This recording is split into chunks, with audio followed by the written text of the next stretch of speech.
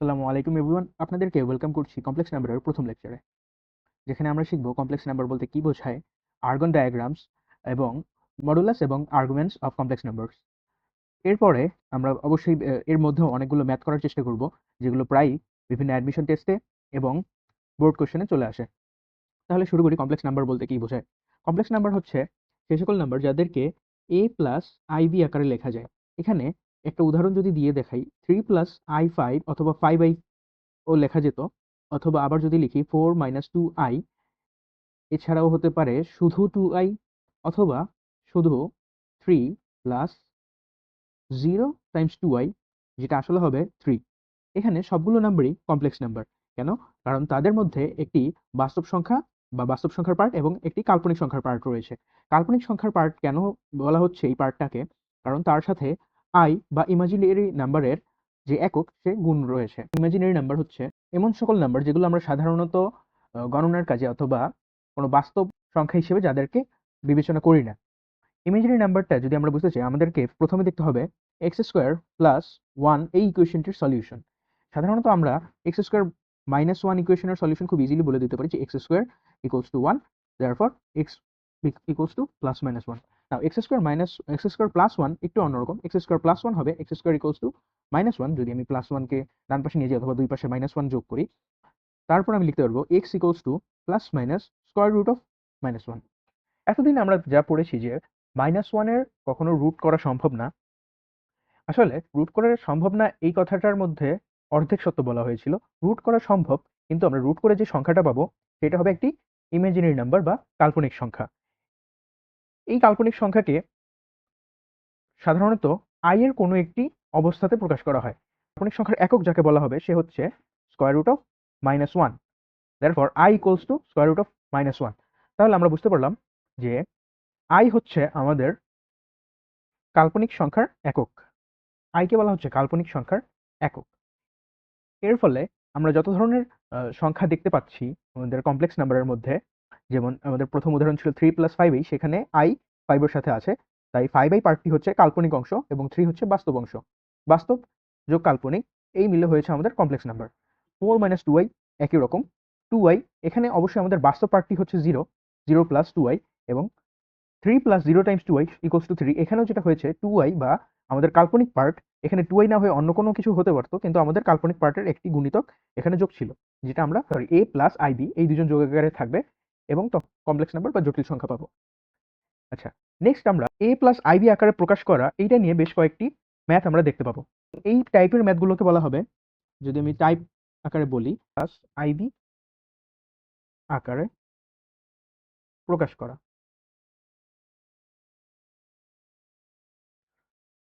For example, প্রবলেমে বলা হয়েছে 4 + 3i × 3 - 4i K a + ib আকারে প্রকাশ করো।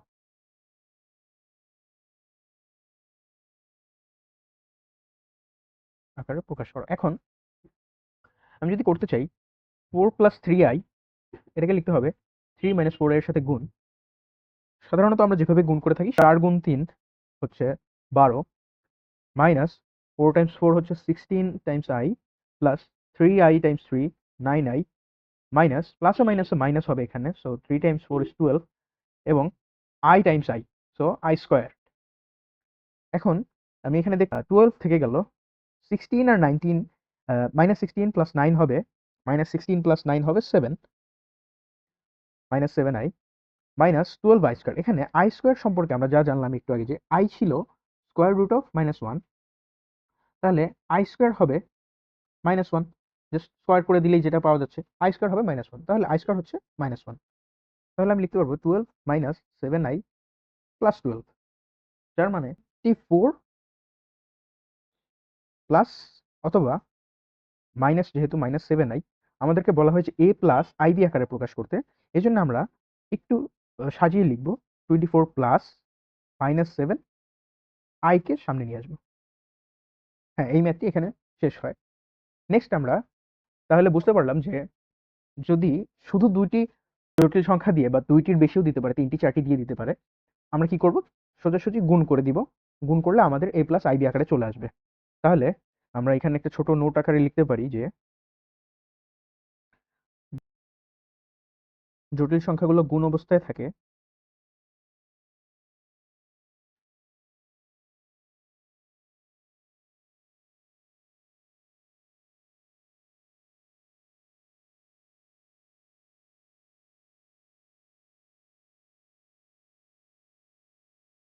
তাদের গুণফলই a প্লাস আইবি আকারে চলে আসবে।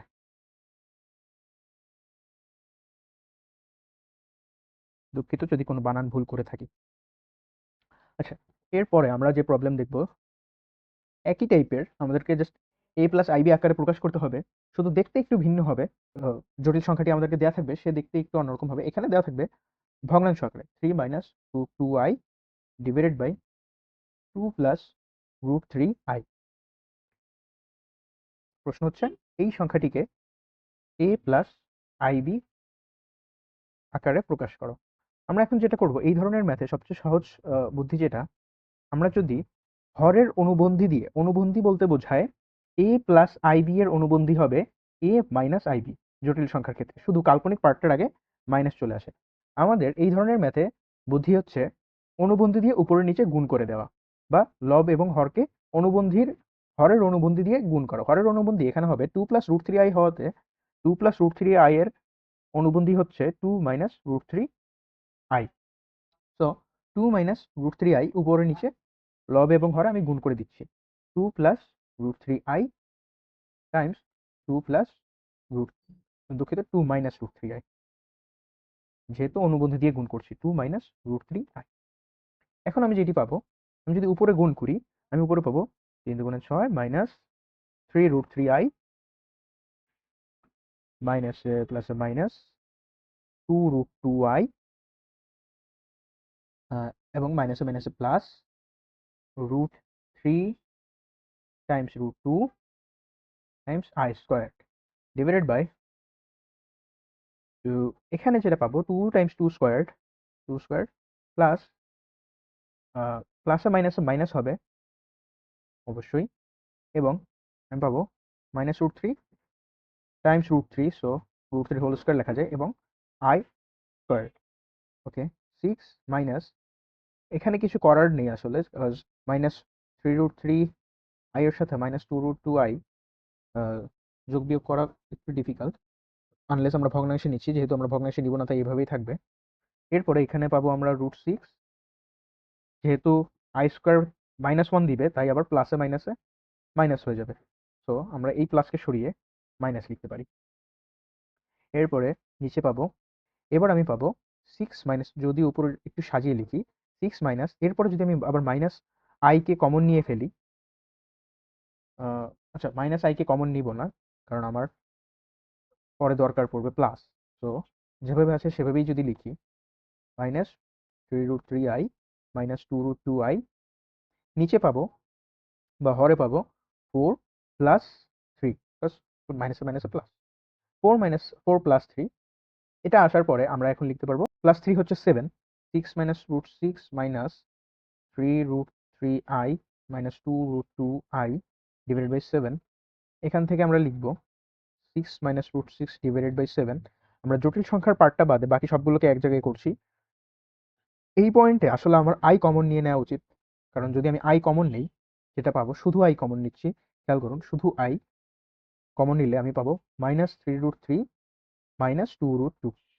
এখন আমার কাজ আরো এক লাইন কমে গেল, তাহলে আমি লিখতে পারি 6 minus √6 divided by 7 plus i থাকবে তার সাথে বাকিটুকু গুণ অবস্থায়, যেটা হচ্ছে মাইনাস 3√3 মাইনাস 2√2 ডিভাইডেড বাই 7। আশা করি আমি কোনো ক্যালকুলেশনে ভুল করিনি। তো তাহলে আমরা দেখলাম যে কোনো দেওয়া জটিল সংখ্যাকে a প্লাস আইবি আকারে প্রকাশ করা যায়। এখন আমরা তাহলে এই ধরনের ম্যাথের জন্য একটি সাইড নোট দিয়ে দিতে পারি। যদি এইভাবে থাকে, তখন নোট আকারে যদি লিখতে চাই, নোটটা হবে, বা এই ধরনের ম্যাথ করার সহজ পদ্ধতি হচ্ছে, দুঃখিত আমার নোটের এইখানেই লিখতে হচ্ছে, নোট হচ্ছে হরের অনুবন্ধী দিয়ে,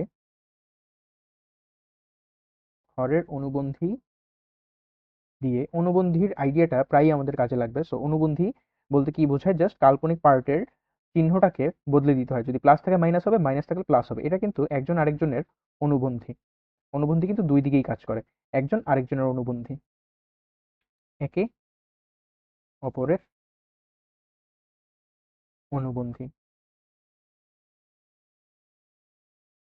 অনুবন্ধী দিয়ে লব ও হরকে গুণ করতে হবে, তাহলে আমরা আমাদের কাঙ্ক্ষিত a প্লাস আইবি আকার পেয়ে যাব।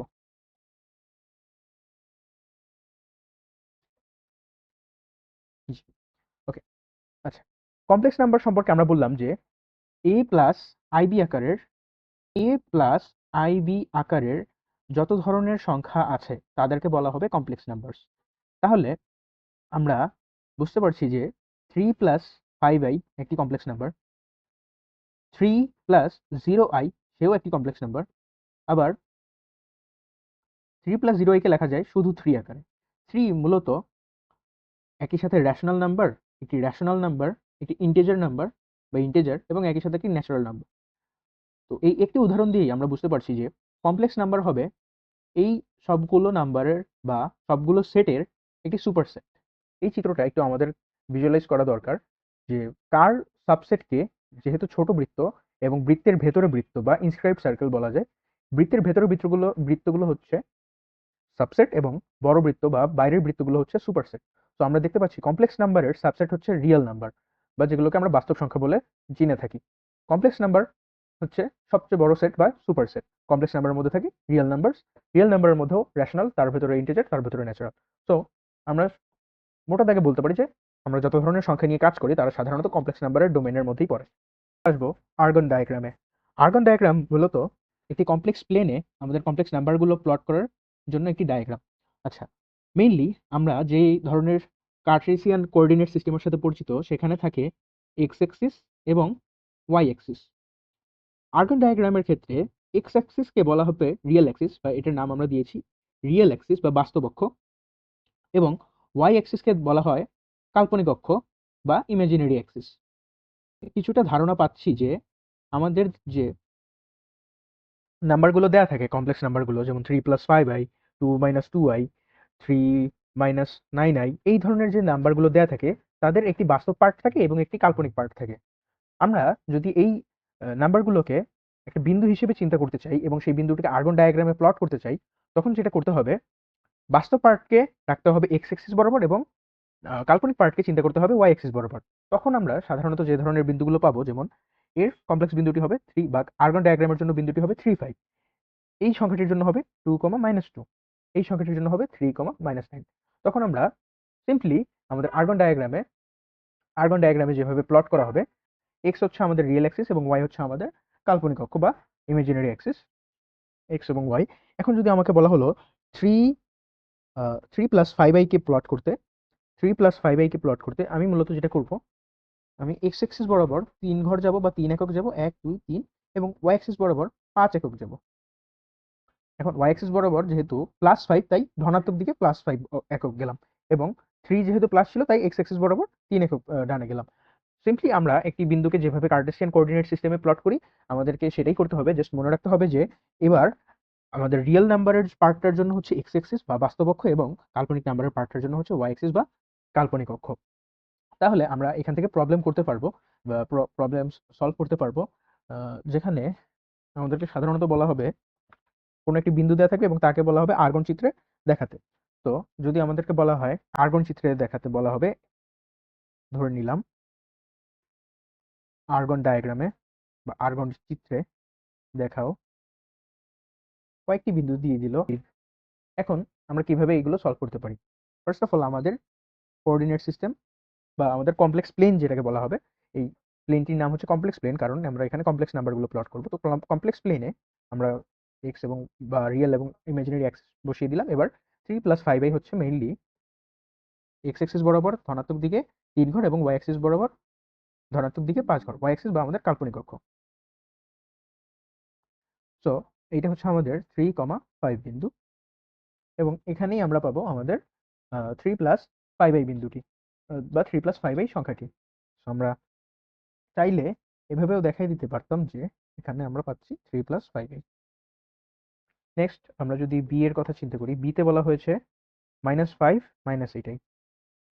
সো আমাদের রিয়েল অ্যাক্সিস থাকবে আমাদের কাল্পনিক অ্যাক্সিস থাকবে -5 -8। সো আমরা -5 থাকার কারণে আমরা এক্স অ্যাক্সিসের নেগেটিভ দিকে অর্থাৎ বাম দিকে -5 একক গেলাম এখানে, এবং -8 একক গেলাম ওয়াই অ্যাক্সিস বরাবর নিচের দিকে বা কাল্পনিক অক্ষ বরাবর নিচের দিকে, সেখানে আমরা যাব 8 ঘর।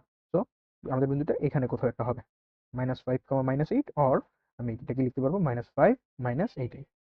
নেক্সট আমরা সি এর কথা যদি চিন্তা করি, একইভাবে আমরা লিখতে পারবো এক্স অ্যাক্সিস বরাবর সে যাবে 3 ঘর এবং ওয়াই অ্যাক্সিসের নিচের দিকে সে 2 ঘর। সো এইদিকে কোথাও একটা সে আসবে 3 -2 বা 3 -2i। অবশ্যই এটি আমার এক্স অ্যাক্সিস ধনাত্মক এবং এটি হচ্ছে আমার ওয়াই অ্যাক্সিস অথবা কাল্পনিক অ্যাক্সিস। নেক্সট আমরা যদি চিন্তা করি শুধু -8i, এইবার -8i এর কথা যদি চিন্তা করি, আই এর সাথে যে গুণ থাকে বা আই এর অংশটি হচ্ছে কাল্পনিক অ্যাক্সিসের থাকে বা কাল্পনিক অ্যাক্সিসের সাথে সামঞ্জস্যপূর্ণ। এখন কাল্পনিক অ্যাক্সিসের উপরের দিকে যেহেতু -8i আছে, -8i কে আসলে একটু সিম্পলিফাই করে লেখা যায় 0 -8i। এখন 0 -8i যদি হয়, 0 থেকে আমাদের বিন্দুটি হবে তাহলে 0, -8। এখন 0, -8 ওয়াই অ্যাক্সিসের -8 একক গেলেই পাওয়া যাচ্ছে 0, -8। নেক্সট আমরা যদি ই এর কথা চিন্তা করি, ইতে বলা হচ্ছে 5 কে দেখাতে, 5 দেখানো তো এখন খুবই ইজি, যে প্লাস এক্স অ্যাক্সিসের দিকে 5 একক গেলেই হচ্ছে 5, 0 বা 5 + 0। আশা করি আমাদের আইডিয়াটা এখন রক সলিড হয়ে গেছে। নাইস। সরি, এখানে সংখ্যা লেখার পরে ব্র্যাকেট দেওয়ার কোনো দরকার নেই। নেক্সট আমরা দেখব কাল্পনিক সংখ্যার মডুলাস এবং আর্গুমেন্টস। মডুলাস এবং আর্গুমেন্ট খুবই ইম্পর্টেন্ট একটি টপিক এবং প্রায় পরীক্ষায় চলে আসে। মডুলাস এবং আর্গুমেন্ট বোঝার জন্য আমাদের এই আর্গন ডায়াগ্রাম প্রায় মাথায় রাখতে হবে। সাধারণত মডুলাস পার্টটা খুবই ইজি। মডুলাস বলতে বোঝানো হয় আমাদের আর্গন ডায়াগ্রাম যদি বলি এবং যদি বলি আমাদের একটি কাল্পনিক নাম্বার আছে a + ib, মডুলাস এর কাজ হচ্ছে আমাদের আর্গন ডায়াগ্রামের সেন্টার বা কমপ্লেক্স প্লেনের সেন্টার, যে আমাদের ধরে নিলাম ও বিন্দু, সেই বিন্দু থেকে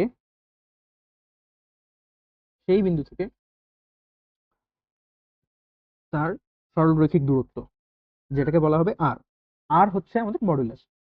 বুঝলাম যে আমরা আমাদের কমপ্লেক্স প্লেনের মূল বিন্দু থেকে আমাদের যে কমপ্লেক্স নাম্বার তার বিন্দুর মধ্যবর্তী সরলরৈখিক দূরত্বই হচ্ছে মডুলাস। এটা হচ্ছে তার জ্যামিতিক ইন্টারপ্রিটেশন।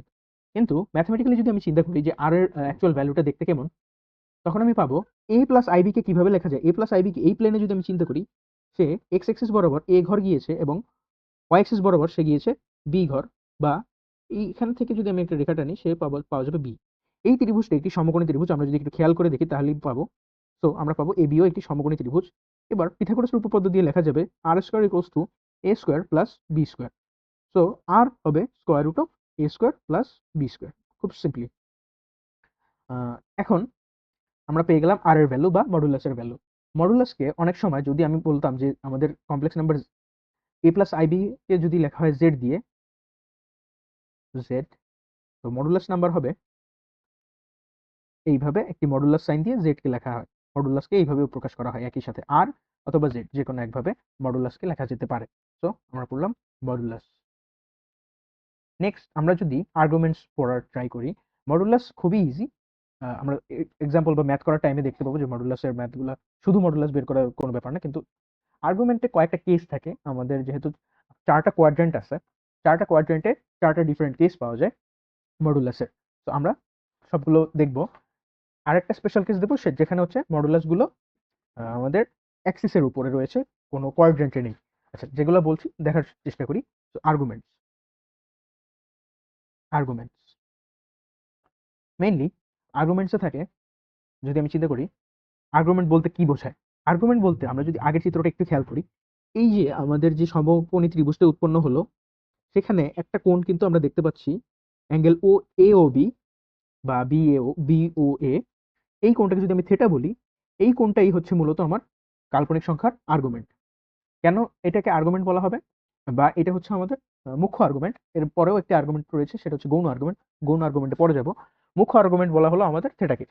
অর্থাৎ জটিল সংখ্যা মূলবিন্দুর সাথে বা মূলবিন্দুর সাপেক্ষে এক্স অ্যাক্সিসের সাথে যে কোণটি তৈরি করলো, সেটি হচ্ছে আমাদের আর্গুমেন্ট বা নতিও বলা হয় বাংলাতে। তো থিটা আমরা দেখতে পাচ্ছি যে এখানে এই চিত্র দিয়ে আমরা দেখতে পাচ্ছি থিটা হচ্ছে প্রথম চতুর্ভাগে, যদি আরেকবার দেখার চেষ্টা করি, আর্গুমেন্টস বললাম থিটা ইকুয়ালস টু কিছু একটা হবে, থিটার কোনো একটা ভ্যালু আসবে। আচ্ছা, প্রথম চতুর্ভাগে যদি আমি দেখি first quadrant first quadrant first কোয়াড্রেন্টে যদি আমি দেখি, আমার চিত্রটা হবে অনেকটা এরকম। তো যদি একটা বিন্দু থাকে, বললাম যেহেতু ফার্স্ট কোয়াড্রেন্ট, এটা হচ্ছে আমার ফার্স্ট কোয়াড্রেন্ট, এটা সেকেন্ড, এটা থার্ড, এটা ফোর্থ। এখন ফার্স্ট কোয়াড্রেন্টে যদি একটা বিন্দু পাই আমি এ প্লাস আইবি, তখন আমি লিখতে পারবো একটি রেখা দেখায় এটা হচ্ছে আমার মডুলাস আর, বললাম এই বিন্দুটি এ, তার উপর থেকে যদি একটি লম্ব টানি সেটা পাওয়া যাবে বি। সো এ বি এবং মূল বিন্দু হচ্ছে ও। এটা আমার রিয়েল অ্যাক্সিস, এটা আমার ইমাজিনারি অ্যাক্সিস বা কাল্পনিক অক্ষ। এখন আমরা দেখতে পাচ্ছি ওবির ভ্যালু হচ্ছে এ এবং এবির ভ্যালু হচ্ছে বি, এবং আমাদের যে কাঙ্ক্ষিত আর্গুমেন্ট বা থিটা বা মুখ্য আর্গুমেন্ট সে হচ্ছে থিটা। এখন যদি আমি একটু ত্রিকোণমিতিক সূত্র দেখি, ট্যান থিটা হিসেবে লেখা যাবে এবি বাই ওবি, অথবা এবি কে লেখা যাবে বি এবং ওবি কে লেখা যাবে এ। সো আমি লিখতে পারবো theta equals to tan inverse of B by A. আশা করি এখানে theta equals to tan inverse of B by A কোনো ডিসপিউট নেই ফার্স্ট কোয়াড্রেন্টে। নেক্সট আমি যদি সেকেন্ড কোয়াড্রেন্টে দেখি, সেকেন্ড কোয়াড্রেন্টে যদি চিন্তা করা হয়, তখন আমি পাবো সেকেন্ড কোয়াড্রেন্টে যদি একটা বিন্দু নেই আমি, সেকেন্ড কোয়াড্রেন্টের বিন্দুগুলো কিন্তু, যেহেতু খেয়াল করে দেখবেন আমরা লেফট সাইডে যাচ্ছি, লেফট সাইডে গেলে অবশ্যই, আচ্ছা বিন্দুকে আমি এ প্লাস আইবি আকারেই লিখছি, এবং সেটাই। এখন প্রশ্ন হচ্ছে, আমরা যখন বললাম মুখ্য আর্গুমেন্ট বলতে মূলত কি বোঝায়? সে এক্স অ্যাক্সিসের সাথে কত অ্যাঙ্গেল তৈরি করছে। এক্স অ্যাক্সিসের সাথে কিন্তু খেয়াল করার বিষয়, এই অ্যাঙ্গেলকে যদি বলি থিটা, সে এইটাও তৈরি করছে, আবার একই সাথে এটাও তৈরি করছে। এখন আমি কোনটা নিব? মনে রাখতে হবে আর্গুমেন্টের সীমা হচ্ছে দেয়া থাকে মুখ্য আর্গুমেন্টের, সেটা হচ্ছে সবসময়, বা থিটা যদি আমি লিখি, মুখ্য আর্গুমেন্টকে থিটা হিসেবে যদি লেখা হয়, থিটা হবে, আর্গুমেন্ট হবে থিটা গ্রেটার দেন মাইনাস পাই লেস ইকুয়াল পাই। এটা হচ্ছে তার সীমা বা তার ইন্টারভাল। এইটা হওয়ার কারণে আমি কখনোই পাই এর চেয়ে বড় কোনো মুখ্য আর্গুমেন্ট পাবো না, এবং মাইনাস পাই এর চেয়ে ছোট কোনো মুখ্য আর্গুমেন্ট পাবো না। এখন দ্বিতীয় চতুর্ভাগের ক্ষেত্রে মুখ্য আর্গুমেন্টকে হিসাব করা হয় পাই এর সাথে, এক্স অক্ষের সাথে বা রিয়েল অ্যাক্সিসের সাথে সে ক্ষুদ্রতম যে কোণটি, এই যে থিটা তৈরি করলো, তাকে, এই পার্টটাকে ইগনোর করা হবে। তাহলে আমি লিখতে পারবো আবার একইভাবে যে থিটা হবে pi minus tan inverse of B by. এখন tan inverse of B by এর পাই থেকে কেন বিয়োগ করতে হলো? কারণ এই পুরো অ্যাঙ্গেলটা হচ্ছে pi, tan inverse of B by A যদি আমি করতাম, আমি মূলত পেতাম এই অ্যাঙ্গেলটা, এটা হচ্ছে tan inverse of B by A. তাহলে এটা হবে পাই থেকে tan inverse of B by A বিয়োগ করলে যেটা থাকে। নেক্সট আমি যদি থার্ড কোয়াড্রেন্ট দেখি,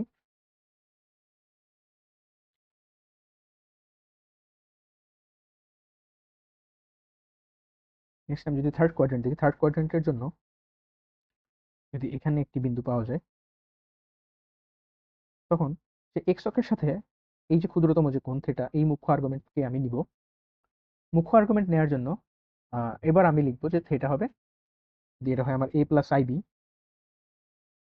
প্রতি ক্ষেত্রে এ প্লাস আইবি লেখার সুবিধাটা হচ্ছে আমি পাই এর রেসপেক্টে অ্যাঙ্গেলগুলোকে লিখতে পারি, বা মাইনাস পাই এর রেসপেক্টে, তখন আমার আলাদা করে প্লাস মাইনাস নিয়ে চিন্তা করতে হয় না। থার্ড কোয়াড্রেন্টের জটিল সংখ্যাকে যদি আমি এই জটিল সংখ্যার আর্গুমেন্ট বের করতে চাইলে আমি লিখবো minus pi plus tan inverse of B by A. এখন মাইনাস পাই কেন? মাইনাস পাই আনা হবে যেহেতু থার্ড কোয়াড্রেন্টে আমরা চিন্তা করছি, এবং আমরা দেখেছিলাম যে আমাদের মুখ্য আর্গুমেন্টের রেঞ্জ দেয়া থাকে এই ধরনের, যে থিটা মাইনাস পাই এর চেয়ে বড় এবং লেস অর ইকুয়াল পাই, অথবা পাই এর চেয়ে বড় হতে পারবে না, মোট কথা। তো আমি যদি পাই এর সাথে বড় যোগ করে লিখতাম, অর্থাৎ এক্স অক্ষের সাথে যেহেতু কোণ বলেছি, তো এইখানে যে পাই কোণ তৈরি করেছে, এই পাই প্লাস আকারে লেখা হয়তো যেত, কিন্তু আমাদের রেঞ্জ বা সীমা অতিক্রম করার কারণে আমরা লিখতে পারিনি। সো এক্স অক্ষ -π plus -π plus tan inverse of B by A, এইটা হবে আমাদের থার্ড কোয়াড্রেন্টের আর্গুমেন্ট। নেক্সট আমরা পাবো ফোর্থ কোয়াড্রেন্টে। ফোর্থ কোয়াড্রেন্ট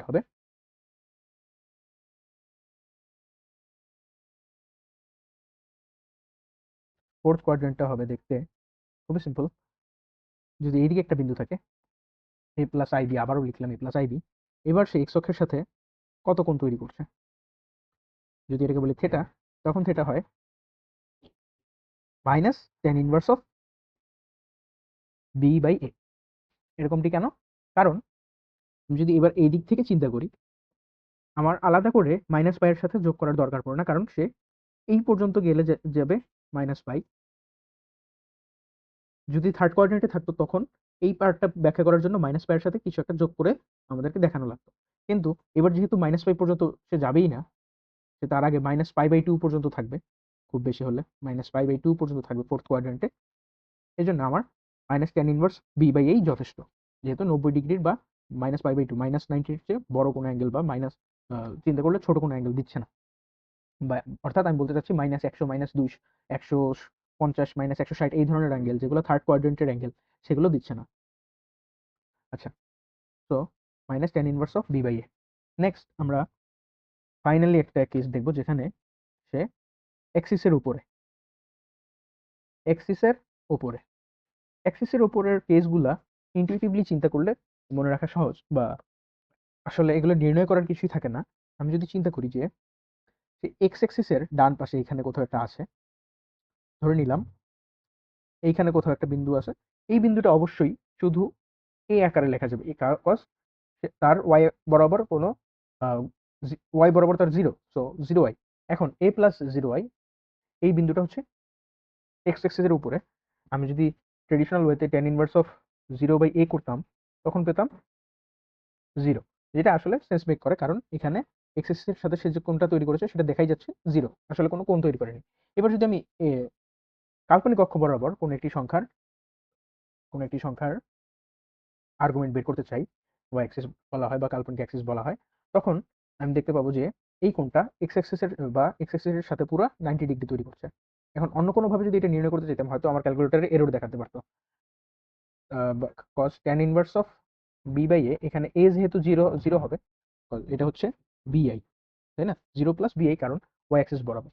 এখন tan inverse of B by A যদি করতে যেতাম, তখন এ হতো 0, তাই ট্যান ইনভার্সের একটা ইনভ্যালিড ভ্যালু আমরা পেতাম, বা ইনডিটারমিনেট কি। এখন সেটা করার দরকার নেই, কারণ আমরা চিত্র থেকে দেখতে পাচ্ছি যে 90° সে দিবে, বা π/2 দিবে, π/2। আবার যদি একইভাবে মাইনাস এক্স এক্সিসের কথা চিন্তা করি, বা এক্স প্রাইম মাইনাস দিকে, তখন এটা পাবো আমি π°। আবার যদি ওয়াই অ্যাক্সিসের মাইনাস দিকে চিন্তা করি, তখন আমি পাবো যে এক্স এক্স অক্ষের সাথে তৈরি করছে -π/2। দুঃখিত, উল্টো দিক দিয়ে দেখানো হয়ে গেল, -π/2,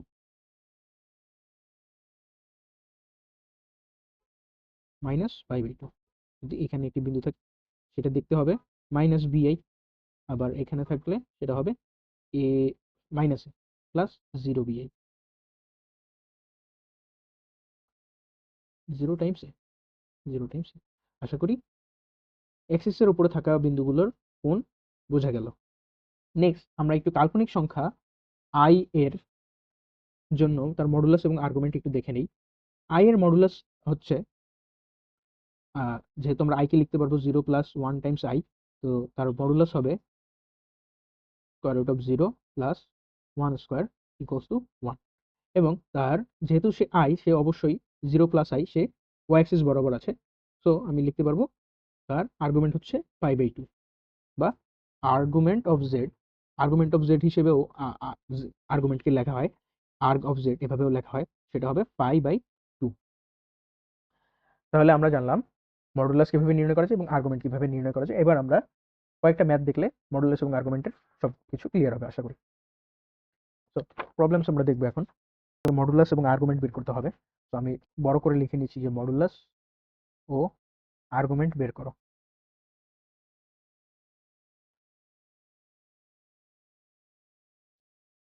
তো প্রথমে দেয়া হলো আমাদের খুবই সহজ, 4 + 3i, এরপরে হয়তো দেয়া হলো 3 - 5i, এরপরে হয়তো একটা বীজগাণিতিক রাশি দেওয়া হলো a+ai, এরপরে হয়তো আবার দেওয়া হলো -1 + √3i। প্রত্যেকটি ম্যাথ আলাদা আলাদা করে আমরা হ্যান্ডেল করার চেষ্টা করি। তো ফার্স্টে এর কথা বলা হলো 4 + 3i। এখন মডুলাস অফ জেড, যেহেতু সবগুলো সংখ্যাকে আমরা জেড আকারে লিখতে পারবো, সো মডুলাস আকারে লিখলে আমি পাবো √4² + 3² = 5। আর্গুমেন্ট অফ জেড হবে tan inverse of b/a, so এখানে i এর সাথে গুণ আছে 3, বা কাল্পনিক পার্টের 3/4, এখানে ভ্যালুটা কিছু একটা আসবে হয়তো। tan inverse of 3/4 maybe 38 something, tan inverse of 3/4 হবে, সরি, 36.87 ডিগ্রি, বা দুঃখিত, মেইনলি এই পর্যন্ত রেখে দিলেই যথেষ্ট হয়ে যায়। নেক্সট আমরা যদি বি এর কথা চিন্তা করি, বি হচ্ছে জেড, বা তার মডুলাস হবে √3² + 5² = √3²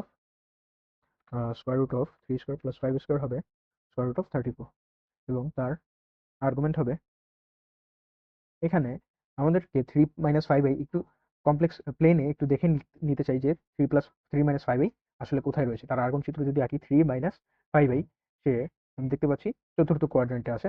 তাহলে আমি এখন চতুর্থ কোয়াড্রেন্টের বা ফোর্থ কোয়াড্রেন্টের জন্য যে সূত্র সেটা ব্যবহার করব, সেটা হচ্ছে -tan ইনভার্স অফ b/a, বা 5/3। এখন মডুলাস দেওয়ার কারণে এই, যেহেতু tan ইনভার্সের সাথে মডুলাস থাকাতে -5 লিখলাম, কারণ তার বি হচ্ছে -5, সে আবার ধনাত্মক হয়ে যাবে, তাহলে আমি লিখতে পারবো -tan inverse of 5/3। Okay, next C এর কথা যদি, অথবা সরি, আমি এখানে আবার বাংলায় লিখেছি, গ, ঘ, সি, ডি। সিতে যদি আমি দেখি, সিতে বলা হচ্ছে a+ai, তাহলে আর্গুমেন্ট হবে √a² + a², যেটা আসলে 2a² সমান √2a। নেক্সট আর্গুমেন্ট যদি বের করতে চাই, আর্গুমেন্ট হবে খুবই সহজ, tan ইনভার্স অফ, আমি ধরে নিচ্ছি তারা প্রথম চতুর্ভাগে, কারণ দুজনই প্লাস, তাহলে tan ইনভার্স অফ a/a সমান tan ইনভার্স অফ 1 সমান π/4। নেক্সট আমি যদি দেখি যে -1 + √3i, ডি, দিতে বলা হয়েছে -1 + √3i, তাহলে তার মডুলাস দাঁড়াচ্ছে √(-1 হোল স্কয়ার + √3 হোল স্কয়ার) =(1 + 3 √4 = 2)। এবং আর্গুমেন্ট হবে, একটু কমপ্লেক্স প্লেনে যদি দেখি, সে হবে -1 থেকে √3i, সো এই দিকে, অর্থাৎ সেকেন্ড কোয়াড্রেন্টের জন্য আমরা পড়ি tan in pi tan inverse of b/a, modulus থাকবে, সো আবার যাতে ইজি হয়, প্লাস হয়ে যায়, pi minus tan inverse of √3, tan inverse of √3 হবে π/3, হোপফুলি, হ্যাঁ। সো π/3 যদি বিয়োগ যায়, সে হবে 2π/3। এটা হচ্ছে আমাদের -1 + √3i আর্গুমেন্ট। ওকে, তো আমরা যে কোনো সংখ্যা যদি দেওয়া থাকে, মোটামুটি আমরা তার আর্গুমেন্ট বের করতে পারবো, যদি a+ib আকারে দেওয়া থাকে। এবং যদি a+ib আকারে না দেওয়া থাকে, আমরা কি করব, a+ib আকারে বানিয়ে নিব, তারপর আমরা বের করব। তো আমরা নেক্সট আরো মডুলাস এবং আর্গুমেন্টস এর বেশ কয়েকটি ম্যাথ দেখবো এখন। নেক্সট হচ্ছে আমরা যে ম্যাথটি করব, মডুলাস এবং আর্গুমেন্ট বের করা আমরা শিখেছি, আমরা যে কোনো সংখ্যার মডুলাস আর্গুমেন্ট বের করতে পারবো। আরো কয়েকটি উদাহরণ যদি দেখে নিই, মডুলাস এবং argument,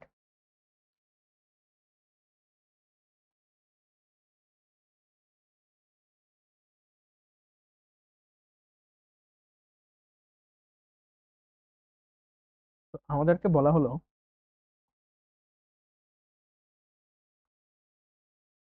1 - i divided by 1 - 1 divided by 1 + i।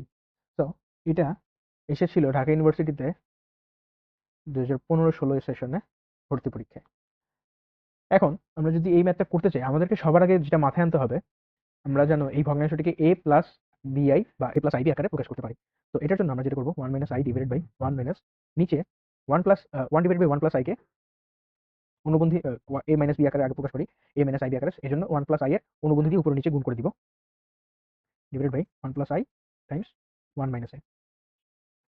Next আমরা লিখতে পারবো 1 minus i divided by 1 minus i পরে, এবং নিচে আসবে 1 স্কোয়ার্ড প্লাস এই এত আমরা এখন বুঝতে পারছি যে 1 প্লাস আই স্কোয়ার্ড হবে, তো আই 1 প্লাস, দুঃখিত,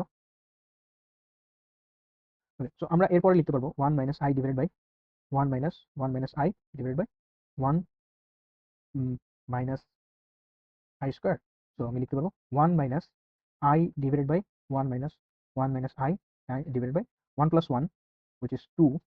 তো এখান থেকে আরেকটু সিম্পলিফাই করে লেখা যাবে 2। এরপর আমি লিখতে পারবো 1 minus i divided by, sorry পরের লাইন লিখছি, এখান থেকে লেখা যাবে 1 minus i divided by 2 minus 1 minus i divided by 2। তো এখান থেকে লিখতে পারবো 1 minus i divided by 2 minus 1 হবে 1 প্লাস আই ডিভাইডেড বাই 2। তো 1 plus i divided by 2। Next লাইনে আমরা লিখতে পারবো, এটা হবে আমাদের 1 মাইনাস আই 2, যদি আমরা লিখতে চাই উপরে, যেহেতু 2 উপরে চলে আসবে ভগ্নাংশের নিচে ভাগ থাকার কারণে, 2i divided by 1 plus I. তাহলে এটা দাঁড়াবে 1 plus i minus 2i divided by 1 plus i সমান হচ্ছে 1 minus i divided by 1 plus i. এখন আবার একে a প্লাস আইবি আকারে প্রকাশ করতে চাইলে অনুবন্ধী দিয়ে আমাকে গুণ করতে হবে, উপরে নিচে হরের অনুবন্ধী দিয়ে উপরে নিচে গুণ করতে হবে, তখন আমি পাবো 1 plus i times 1 minus i উপরে নিচে। এখন এটা হচ্ছে 1 minus i whole square divide by 1 plus 1 minus i square. So 1 minus i square হবে আবার 1 প্লাস 1, 1 মাইনাস আই স্কোয়ার হবে 1 minus 2i plus i square divided by 1 plus 1 equals to 1 minus 2i minus 1 divided by 2 equals to minus i. তো এত কিছু করার পরে আমরা পেলাম মাইনাস আই। এখন সৌভাগ্যের বিষয়ে বা দুর্ভাগ্য বলা যায়, এই ইকুয়েশনটা বা এই রাশিটা যদি ক্যালকুলেটরে বসাই দিতাম, আমাকে সাথে সাথে মডুলাস এবং আর্গুমেন্ট দিয়ে দিত। ক্যালকুলেটরের ট্রিক্স নিয়ে আমরা একটা ক্লাস আলাদা করবো, কিন্তু ডিউতে ক্যালকুলেটর ইউজ করা যায় না, হয়তো 15-16 সালে যেত, এই জন্য এই ধরনের ম্যাথ দেওয়া হয়েছিল। কিন্তু এখন যে ধরনের কোশ্চেন করা হয় সেখানে ইউজুয়ালি এই ধরনের প্রবলেম দেয় না, জটিল কাজ যেখানে করা লাগে, বা দিলেও হাতে কলমে কিন্তু করা পসিবল যদি রিটেনে আসে। আচ্ছা, নেক্সট আমরা মাইনাস আই পেয়েছি, এই পুরো রাশিটিকে মাইনাস আই আকারে লেখা যায়, অথবা এ প্লাস আইবি আকারে যদি আমি লিখতে চাই, তখন আমি এটাকে লিখতে পারবো 0 মাইনাস আই বা 0 প্লাস মাইনাস 1 টাইমস আই। মোট কথা মাইনাস আই যেহেতু, আমি তার মডুলাস এবং আর্গুমেন্ট যদি চাই, মডুলাস হবে, আমাদের জটিল সংখ্যাটি হচ্ছে জেড, তো মডুলাস হবে square root of 0 square plus minus 1 whole square, বা আরো সহজে আমরা দেখতেই পাচ্ছি যে এটা হবে 1। এখন আর্গুমেন্টের কথা যদি চিন্তা করি, আর্গুমেন্ট যদি আমরা নর্মাল সূত্র দিয়ে চিন্তা করি, তখন একটু অসংজ্ঞায়িত মান দিবে ক্যালকুলেটরে, বা 0 দিয়ে ভাগ করা লাগবে। এই জন্য আমরা চিত্রে দেখবো যে আর্গান ডায়াগ্রামে মাইনাস আই হচ্ছে ওয়াই অ্যাক্সিসের নিচের দিকে বা কাল্পনিক অক্ষের নিচের দিকে, যেটা আমাদেরকে দেয় মাইনাস পাই বাই 2। তো আর্গুমেন্ট অফ জেড হচ্ছে মাইনাস পাই বাই 2। হোপফুলি এই ধরনের ম্যাথ এখন আমাদের কাছে যথেষ্ট ইজি লাগবে। পরের ম্যাথটিতে আমরা দেখতে পাচ্ছি আমাদেরকে দুটি জটিল সংখ্যা দেওয়া হয়েছে, z1 এবং z2, এবং আমাদেরকে বলা হচ্ছে যে নিচের জটিল রাশিগুলো, অর্থাৎ z1 plus z2, z1 times z2, z1 bar times z2 bar, z1 divide by z2, z1 bar divide by z2 bar, এই রাশিগুলোর মডুলাস এবং আর্গুমেন্ট বের করতে। এই ম্যাথটি দেখার উদ্দেশ্য একটাই, আমাদের z1 বার z2 বার এবং গুণ অবস্থায় থাকলে, ভাগ অবস্থায় থাকলে কি করতে হবে, সেটা ফাইনাল একটা ওভারভিউ। তো আমরা যদি একের কথা চিন্তা করি, একে আমরা জাস্ট z1 প্লাস z2 যদি দেখি, দেখতে কিরকম হবে, 3 মাইনাস 4i, তার সাথে যদি 4 প্লাস 5i যোগ করা হয় 7 মাইনাস আই। এখন এই সংখ্যাটির মডুলাস এবং আর্গুমেন্ট বের করা আমার মনে হয় না খুব বেশি ডিফিকাল্ট কিছু হবে। নেক্সট আমরা যদি চিন্তা করি যে z1 টাইমস z2 কি হবে, এখানে just আমরা বের করে দেখছি যে সংখ্যাগুলো দেখতে কেমন, বাকিটুকু আমি ডিওর উপরে ছেড়ে দিচ্ছি যাতে সে হোমওয়ার্ক হিসেবে করে নেয়।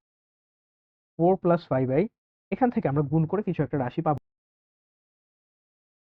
তো এখানে আমি যোগ করে গুণ করে নতুন একটি সংখ্যা পাবো, একটি জটিল সংখ্যা পাবো, যেটা a প্লাস আইবি আকারে পাওয়া যাবে। 3 নম্বরে যদি আমরা দেখি z1 বার এবং z2 বার বলতে কি বোঝানো হয়। z1 z যদি বলি আমি একটি জটিল সংখ্যা a প্লাস আইবি, z বার বলতে বোঝানো হবে তার অনুবন্ধী জটিল সংখ্যা, অর্থাৎ কাল্পনিক সংখ্যাটির বা কাল্পনিক অংশের যদি আমি চিহ্ন পরিবর্তন করে দিই তখন পাবো a মাইনাস আইবি, সেটা হচ্ছে z বার। সো z1 বার হবে মেইনলি 3 প্লাস 4i এবং z2 বার হবে 4 মাইনাস 5i। এখান থেকে কিছু একটি সংখ্যা আসবে। একইভাবে z1 ডিভাইডেড বাই z2, এটা করার উপায় হচ্ছে আমি যেন হরের অনুবন্ধী দিয়ে লব ও হরকে গুণ করি এবং ফাইনালি যে a প্লাস আইবি আকারের সংখ্যাটি আছে তার থেকে যেন আমি মডুলাস এবং আর্গুমেন্ট বের করি। এই প্রবলেমটি 2013-14 সেশনে ঢাকা ইউনিভার্সিটিতে এসেছিল।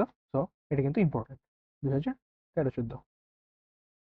নেক্সট, ফাইনালি 5 নম্বরে যখন বলা হয় z1 bar divided by z2 বার, তখন আমি লিখতে পারবো 3 plus 4i divided by 4 minus 5i। এখান থেকে কিছু একটি আসবে a প্লাস আইবি আকারে, সেটার 4 মাইনাস 5i আসলে হবে না, হ্যাঁ 4 মাইনাস 5i হবে। তো ওইটার আমরা মডুলাস এবং আর্গুমেন্ট বের করে নিব। ফাইনালি একটা ম্যাথ দেখবো আমরা, বুয়েটের 23-24 সেশনে আসা। ম্যাথটাতে বলা হয় z1 ইকুয়ালস টু যদি 1 minus root 3i, z2 equals to root 3 minus i, তখন আমাদেরকে বলা হলো z1 ও z2 এর মধ্যবর্তী কোণ কত। এখন আমরা যদি একটু আর্গন ডায়াগ্রামে এই জটিল সংখ্যাগুলো একটু ভিজুয়ালাইজ করি, আমরা দেখতে পাবো z1 হচ্ছে, প্রবলেমটি এসেছিল বুয়েট 23-24 সেশনে, বুয়েট 23-24। এখন প্রবলেমটি যদি আমরা ভিজুয়ালাইজ করে করি, সাধারণত 1 মাইনাস রুট 3i z1 হবে 1 মাইনাস রুট 3 চতুর্থ চতুর্পক্ষে, চতুর্থ কোয়াড্রেন্টে, এইখানে ধরে নিলাম z1। z2 হবে রুট 3 মাইনাস i, অর্থাৎ এইদিকে কোথাও একটা z2। এখন আমাদেরকে বলা হচ্ছে z1 এবং z2 এর মধ্যবর্তী কোণ এই থিটাকে বের করতে। তো এই থিটা যদি আমি চাই, আমি দেখতে পাবো z1 এর আর্গুমেন্ট যদি বলি, সেটা হবে দেখতে, যদি বলি আমার লাল কালি দিয়ে দেখা কোণটা হচ্ছে z1 এর আর্গুমেন্ট এবং হলুদ কালি দিয়ে দেখা পার্টটা হচ্ছে z2 এর আর্গুমেন্ট। সো আমি লিখতে পারবো argument of z1 divided by argument of z2 equals to theta, বা z1 এবং z2 এর মধ্যবর্তী কোণ। এখন এই পার্টটা করা খুবই ইজি। আমাদের থিটা হবে মূলত z1 এর আর্গুমেন্ট এবং z2 এর আর্গুমেন্টের মধ্যবর্তী ডিফারেন্স বোঝানোর জন্য আমি মডুলাস সাইন দিলাম। ডিফারেন্স কেন? আমি যদি পোলারিটি বা থিটার সাইনের কথা চিন্তা করি, তখন যদি আমি শুধু argument of z1 minus argument of z2 করতাম, একটা নেগেটিভ ভ্যালু আসতো। কিন্তু এখানে তাদের মধ্যবর্তী কোণটা নেগেটিভ কোণ হিসেবে নেওয়া যাবে না, কারণ তারা, আমরা পোলার অনুযায়ী বা কোয়াড্রেন্ট অনুযায়ী চিন্তা করছি না, জাস্ট দুজনের মধ্যবর্তী কোণ কত সেটা বোঝার চেষ্টা করছি। তাহলে argument of z1 minus argument of z2 এর ডিফারেন্স বা মডুলাস হচ্ছে থিটা। এখন argument of z1 minus argument of z2 যদি আমি করতে চাই, আমি পাবো আর্গুমেন্ট অফ z1 হবে, z1 দেখা যাচ্ছে 1 মাইনাস রুট 3, তাহলে আমি পাবো minus tan inverse of root 3 divided by 1 minus argument of z2 হবে minus tan inverse of 1 divided by root 3, যেটা পুরোটা আবার মডুলাসের মধ্যে। সো আমি পাবো minus pi by 3 plus pi by 6 মডুলাসের মধ্যে। ফাইনালি আমি পাবো মডুলাসের মধ্যে মাইনাস পাই বাই 6, যেটা এখন মডুলাস যদি উঠে দিই আমি পাবো পাই বাই 6, অর্থাৎ তাদের মধ্যবর্তী কোণ pi by 6। Finally theta equals to pi by 6। এই ছিল আমাদের কমপ্লেক্স নাম্বার নিয়ে প্রথম ক্লাস। কমপ্লেক্স নাম্বার আমরা দেখলাম কমপ্লেক্স নাম্বার কাকে বলে, কমপ্লেক্স নাম্বার দিয়ে কমপ্লেক্স নাম্বারকে আর্গন ডায়াগ্রামে কিভাবে দেখানো যায়, তাদের মডুলাস এবং আর্গুমেন্ট বের করার বিভিন্ন ওয়েজ এবং কতভাবে প্রবলেমগুলো আসতে পারে। আমরা মোটামুটি সব ধরনের প্রবলেম দেখেছি এবং বুয়েটের আসা, ঢাবিতে আসা এবং বোর্ডে আসতে পারে এই ধরনের প্রসেস দেখেছি। তো ফাইনালি আমরা বলতে পারি আজকের ক্লাস এখানে। নেক্সট আমরা পরবর্তী টপিকে যাব।